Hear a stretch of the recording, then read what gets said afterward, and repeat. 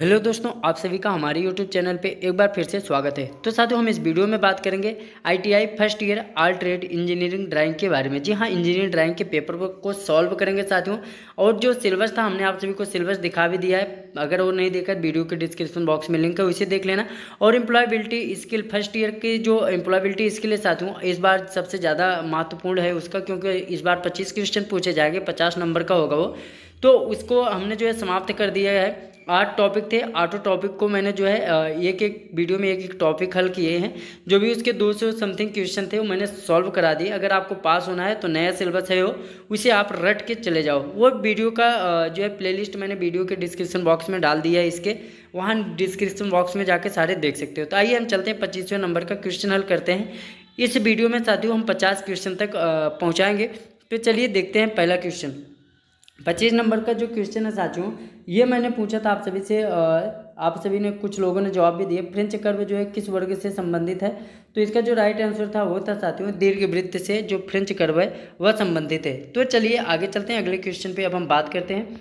अगला क्वेश्चन है साथियों, पैमाने विभिन्न पदार्थों के बनाए जाते हैं, इनमें से सबसे टिकाऊ पदार्थ को छांटो। जो पैमाने होते हैं साथियों, जो स्केल होते हैं, जो वर्नियर कैलिपर हो गया आप सभी का, जैसे प्रोटेक्टर हो गया, उसके बाद जो स्टील रूल हो गई, जो आपके रूल होती पटरी होती है, ये सारी चीज़ जो है बनाए जाते हैं पैमाने।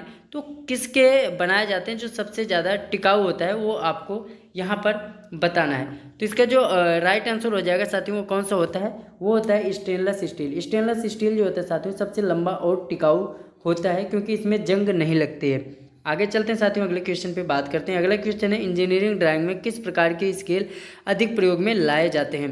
इंजीनियरिंग ड्राइंग में पूछा है साथियों, सबसे ज़्यादा जो स्केल प्रयोग में लाए जाते हैं वो कौन से स्केल होते हैं जो कि सबसे ज़्यादा हम यूज में लाते हैं? तो साथियों इसका जो राइट आंसर होगा वो कौन सा होगा? वो हो जाएगा आपका डी नंबर का। मतलब कोई भी, हम ज़रूरत पड़ने पर त्रिकोणीय क्रॉस सेक्शन भी यूज में लाते हैं, फ्लैट क्रॉस सेक्शन भी यूज में, उसके बाद पतले फ्लैट क्रॉस सेक्शन मतलब ढलवा के किनारे, मतलब ये सारे चीज़ हम जो भी स्केल होता है सारे स्केल का प्रयोग करते हैं हम समय समय के अनुसार। तो मतलब कोई भी प्रयोग में ला सकते हैं, ऐसा नहीं है कि कोई क्रॉस सेक्शन नहीं यूज होगा। जब भी समय पड़ता है हम सारे क्रॉस सेक्शन को यूज करते हैं। आगे चलते हैं, अगले क्वेश्चन पे बात करते हैं। अगला क्वेश्चन है साथियों, ड्राइंग में किस लंबाई के स्केल अधिक प्रयोग में लाए जाते हैं? सबसे ज़्यादा पूछा है कि किस लंबाई में सबसे ज़्यादा प्रयोग में लाया जाता है स्केल, आपको वो बताना है। यहाँ पे ऑप्शन 2 है, 4 दिए गए हैं। तो कौन सा हो जाएगा साथियों राइट आंसर? तो राइट आंसर जो हो जाएगा, सबसे ज़्यादा लंबाई में जो आता है वो प्रयोग किया जाता है आपका 150 mm का और 300 mm का। तो ये दोनों यूज कर किया जाता है। तो हम दोनों को न करके सीधा इस पे हम राइट आंसर मारेंगे ऑप्शन डी पे। अगर ये वीडियो आपको चाहिए, ये पीडीएफ चाहिए साथियों, आप तो वीडियो के डिस्क्रिप्शन बॉक्स में व्हाट्सएप कर लेंगे, वहाँ से आप हमसे जो है मांग सकते हैं। कोई सवाल है तो आप हमसे वहाँ से डायरेक्ट कॉल करके बात भी कर सकते हैं। चलते हैं क्वेश्चन नंबर 29 पे बात करते हैं। क्वेश्चन नंबर 29 है, 120 mm व्यास के वृत्त खींचने के लिए इस ड्राइंग उपकरण का प्रयोग किया जाता है। यहाँ पे दिया है कि अगर हमें 120 mm व्यास का वृत्त खींचना है साथियों, 120 mm का, तो किस टूल का प्रयोग करेंगे हम? ड्राइंग खींचने के लिए किस टूल का प्रयोग करेंगे?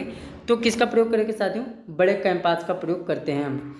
आगे चलते हैं, अगले क्वेश्चन पे बात करते हैं। क्वेश्चन नंबर 30 है, इंजीनियरिंग ड्राइंग में किस प्रकार की ड्राइंग सीट प्रयोग में लाई जाती है? इंजीनियरिंग ड्राइंग में कौन सी ड्राइंग सीट है जो सबसे ज़्यादा प्रयोग में लाई जाती है, उसको आपको बताना है। तो कौन सा साथियों राइट आंसर इसका जो हो जाएगा वो हो जाएगा मिलमेट पेपर। चलते हैं अगले क्वेश्चन पे बात करते हैं। ये सारे क्वेश्चन साथियों टॉप क्वेश्चन है जो कि पूछे जाते हैं, हर एक पेपर में पूछे जाते हैं। अगला क्वेश्चन है साथियों आप सभी का, निम्नलिखित ड्राइंग सीट में किस ड्राइंग सीट का क्षेत्रफल 1 वर्ग मीटर होता है? क्षेत्रफल जो है 1 वर्ग मीटर, मतलब 1 मीटर लंबा 1 मीटर चौड़ा। कौन सी ड्राइंग है जिसका ये चारों आप यहाँ पे ड्राइंग सीट का वो देख पा रहे हैं, हम उसके नाम से जानते हैं A2 A0 A1 A3, ये ड्राइंग सीट का नेम है साथियों। तो कौन सा इसमें राइट आंसर होगा जो कि 1 मीटर लंबा और 1 मीटर चौड़ा होता है? तो इसका जो राइट आंसर हो जाएगा वो हो जाएगा A0।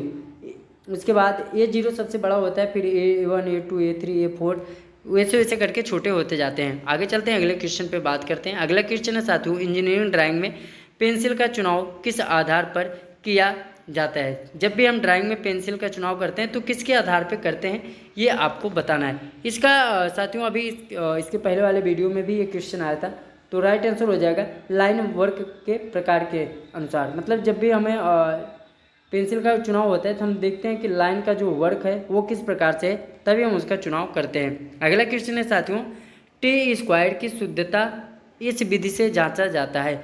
जो टी स्क्वायर होता है, टी स्क्वायर हमने पहले वीडियो में डिटेल से बताया था, तो टी स्क्वायर की जो शुद्धता नापते हैं उसे हम किस प्रकार से नापते हैं वो आपको बताना है। तो इसका जो राइट आंसर होगा वो कौन सा होगा साथियों, किस उससे नापते हैं। तो टी स्क्वायर को हम क्या करते हैं, 180 अंश के कोण पर घुमाकर लाइनें खींचकर नापते हैं। टी स्क्वायर ऐसे होता है साथियों, तो लाइनें खींचते हैं, अगर इसका जो लाइन है वो 180 अंश तक आ जाता है तो हमारा जो टी स्क्वायर है उसकी शुद्धता जो है सही है। आगे चलते हैं, अगले क्वेश्चन पे बात करते हैं। अगला क्वेश्चन है साथियों, अक्षरांकन में निम्न अक्षरों के स्ट्रोक की मोटाई समान होती है। इसमें पूछा है अक्षरांकन मतलब जो अक्षरों वाले अंकन होते हैं उनमें से किन अक्षरों की जो स्ट्रोक की लंबाई होती है वो समान होती है। तो साथियों ये अक्षर के प्रकार हैं, आपको लिखने को भी आएगा, ड्राइंग पेपर में आता था लेकिन अब जो है बंद कर दिए गए, तो अब लिखने को नहीं आएगा। नहीं तो पूछ लेता था इटैलिक अक्षर में लिखो, रोमन अक्षर में लिखो, इस प्रकार से वो पूछता था, ABCD लिखवा देता था, किसी का नाम लिखवा देता था। तो इसमें से जो राइट आंसर होगा वो कौन सा होगा आपको बताना है। तो वो होता है साथियों गोथिक लेटर होता है, जिसकी स्ट्रोक की मोटाई जो है अक्षरों के समान होती है। आगे चलते हैं, अगले क्वेश्चन पे बात करते हैं। अगला क्वेश्चन है, मोटी व बारीक लाइनों को मिलाकर बनाए गए अक्षर कहलाता है। अगर मोटी लाइन और बारीक लाइन इन दोनों को मिलाकर जो हम अक्षर बनाते हैं उसे हम किस नाम से जानते हैं। तो इसका जो राइट आंसर होगा वो होगा साथियों आपका रोमन लेटर। उसे हम किस नाम से जानते हैं साथियों, Roman letter, Gothic letter, sorry, तो इसे हम साथियों टेक्स्ट लेटर के नाम से जानते हैं। रोमन लेटर तो कुछ इस प्रकार से लिखते हैं, तो उसे हम साथियों टेक्स्ट लेटर के नाम से जानते हैं। चलते हैं हम अगले क्वेश्चन पे बात करते हैं। अगला क्वेश्चन है साथियों, ये सजावटी अक्षर होते हैं जिनका प्रयोग इंजीनियरिंग ड्राइंग में नहीं किया जाता। इसमें से कौन से अक्षर है साथियों जिनका प्रयोग हम इंजीनियरिंग ड्राइंग में नहीं करते हैं, ये आपको यहाँ पे बताना है। तो इसमें से कौन सा हो जाएगा साथियों राइट आंसर। तो राइट आंसर जो हो जाएगा इसका वो कौन सा होगा, वो हो जाएगा टेक्स्ट लेटर। टेक्स्ट लेटर साथियों ड्राइंग के अंतर्गत नहीं आता, और इसका जो राइट आंसर है साथियों, ये तीनों लेटर जो है ड्राइंग के अंदर प्रयोग किए जाते हैं, रोमन, इटैलिक और गोथिक। और टेक्स्ट लेटर साथियों जो है ये ड्राइंग के अंतर्गत नहीं आता, तो राइट आंसर हो जाएगा आपका ऑप्शन डी। अगले क्वेश्चन पे चलते हैं साथियों। अगले क्वेश्चन पे बात करते हैं, झुके हुए अक्षर जिन्हें वर्टिकल से 15 अंश पर झुकाया होता है कहलाते हैं। वो कौन से अक्षर है साथियों जिसे हम 15 अंश के कोण पर झुकाकर बनाते हैं वर्टिकल से, उसे हम किस नाम से जानते हैं, कौन से लेटर में आता है वो आपको बताना है।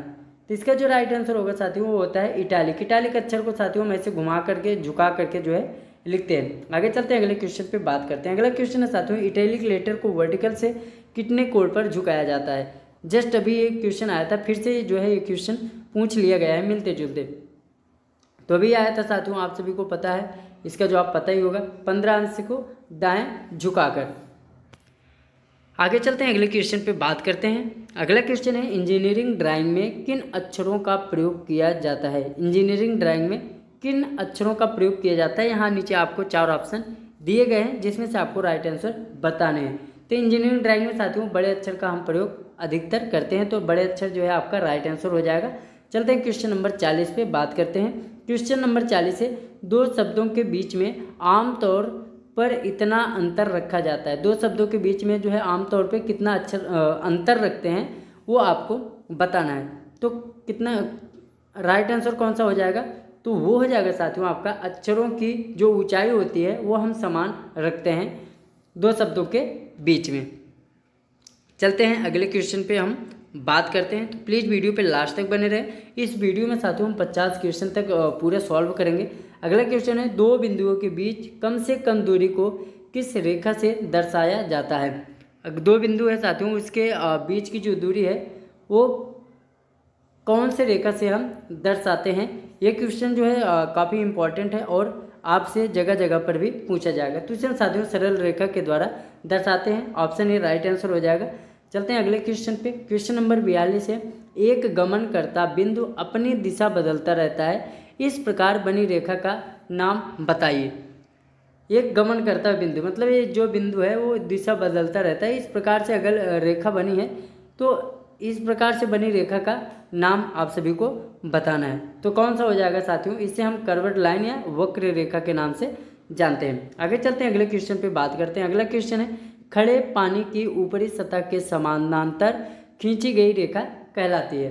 खड़े पानी के ऊपरी सतह के समांतर, अगर हम कोई भी चीज़ है अगर वर्टिकल है हॉरिजॉन्टल है, अगर हम उसी के ऊपर कोई समांतर रेखा खींचेंगे तो वो जो है कौन सी रेखा बनेगी आपको वो बताने हैं। तो राइट आंसर इसका जो हो जाएगा वो हो जाएगा आपका, खड़े पानी पे पूछा है साथियों तो ऑप्शन बी हो जाएगा हॉरिजॉन्टल लाइन, क्योंकि ये आपके पानी की सतह हो गई, ये आपके पानी की सतह हो गई, तो हम जो भी रेखा खींचेंगे समांतर ऐसे खींचेंगे तो ये जो है हमारी हॉरिजॉन्टल हो गई, अगर ऐसे खींचते तो वर्टिकल होता। ऊपर नहीं पूछा, इस प्रकार से पूछा है तो ये जो है हॉरिजॉन्टल लाइन के अंतर्गत आ जाएगी। आगे चलते हैं, अगले क्वेश्चन पे बात करते हैं। क्वेश्चन नंबर 44 है, एक रेफरेंस लाइन पर खड़ी लंब रेखा कहलाती है। एक रेफरेंस लाइन है जिसके ऊपर एक लंब रेखा जो है उसे हम किस नाम से जानेंगे। तो साथियों उसको हम जो है वर्टिकल लाइन के अंतर्गत जानते हैं। अभी हमने बताया एक रेफरेंस लाइन है, इसके ऊपर ऐसे लाइन खींच रहे हैं तो इसे हम किस लाइन के नाम से जानते हैं, वर्टिकल के नाम से जानते हैं। अगर नीचे एक ऐसी लाइन खींच रहे हैं तो इसे हम हॉरिजॉन्टल के नाम से जानते हैं। एक क्षैतिज एक ऊर्ध्वाधर। चलते हैं अगले क्वेश्चन पे बात करते हैं। क्वेश्चन नंबर 45 है, एक सरल रेखा जो ना वर्टिकल है और ना ही हॉरिजॉन्टल है, उस लाइन को हम किस नाम से जानते हैं। ये बोल रहा है साथियों कि एक रेखा है जो कि ना तो ऐसे है और ना ही ऐसे है, तो उसे हम किस रेखा के नाम से जानेंगे आपको ये बताना है। तो इसका जो राइट आंसर होगा साथियों, उसे हम किस रेखा के नाम से जानेंगे, उसे हम झुकी हुई रेखा के नाम से जानेंगे। वो जो है ऐसे होगा, कुछ इस प्रकार से झुका होगा।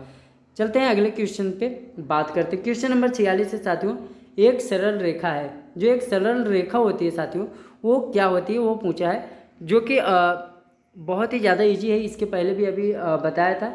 तो साथियों दो बिंदुओं के बीच की कम दूरी जो है वो एक सरल रेखा के नाम से जानते हैं। अगले क्वेश्चन पे बात करते हैं। अगला क्वेश्चन है साथियों, एक वृत्त में कितना डिग्री होता है। ये तो बहुत ही इजी है, आप सभी को पता होगा, 360 अंश होता है। अगले क्वेश्चन पे बात करते हैं। अगला क्वेश्चन है साथियों, 180 अंश से अधिक और 360 अंश से कम जो कोण का परिणाम होता है उसे हम किस नाम से जानते हैं, आपको बताना है। इसके बाद जो है हम दो क्वेश्चन पे बात करेंगे, उसका भी जवाब आपको देना है। तो इसे हम किस नाम से जानते हैं साथियों, अगर 180 अंश से अधिक है 360 से कम है तो इसे हम रिफ्लेक्स कोण के नाम से जो है जानते हैं। अगर 90 अंश से अधिक है तो इसे हम अधिक कोण के नाम से जानते हैं। 90 अंश से कम है उसे न्यून कोण के नाम से जानते हैं। अगला क्वेश्चन है, अधिक कोण का मान होता है। अभी जस्ट हमने आप सभी को बताया, तो अधिक कोण का जो मान होगा साथियों वो कितना होता है, अभी हमने बताया अधिक कोण का मान जो है 90 अंश से अधिक 180 अंश से कम होता है, और 90 अंश से कम जो होता है उसे हम न्यून कोण के नाम से जानते हैं। अगला क्वेश्चन है क्वेश्चन नंबर 50, निम्नलिखित में से किस कोण का मान स्थिर होता है। यहाँ पे पूछा है कि कोण का जो मान है वह स्थिर होता है, वो कौन सा कोण है साथियों जिसे आपको बताना है। क्वेश्चन नंबर 50 का जो राइट आंसर हो जाएगा वो हो जाएगा साथियों सरल रेखा। सरल रेखा साथियों ऐसा होता है, इसमें कोई कोण का मान नहीं होता, 180 अंश ये होता है जो कि स्थिर रहेगा। अगर थोड़ा सा झुकाव कर दिए तो कोण का मान बदल जाएगा, वो रेखा फिर नहीं कहलाएगी। अगले क्वेश्चन पे बात करते हैं। अगला क्वेश्चन है साथियों, निम्नलिखित में से न्यून कोण छांटो। न्यून कोण के बारे में अभी हमने आपको 2-3 बार बताया, और आपको इसमें से सही जवाब का जो है सवाल का जवाब देना है, नहीं तो हम अगली वीडियो में हल करेंगे। तो प्लीज़ चैनल पर नए हैं, चैनल को सब्सक्राइब कर लो। कोई डाउट हो तो व्हाट्सएप से आप हमसे ज़रूर कॉल करके बात कर सकते हैं। धन्यवाद।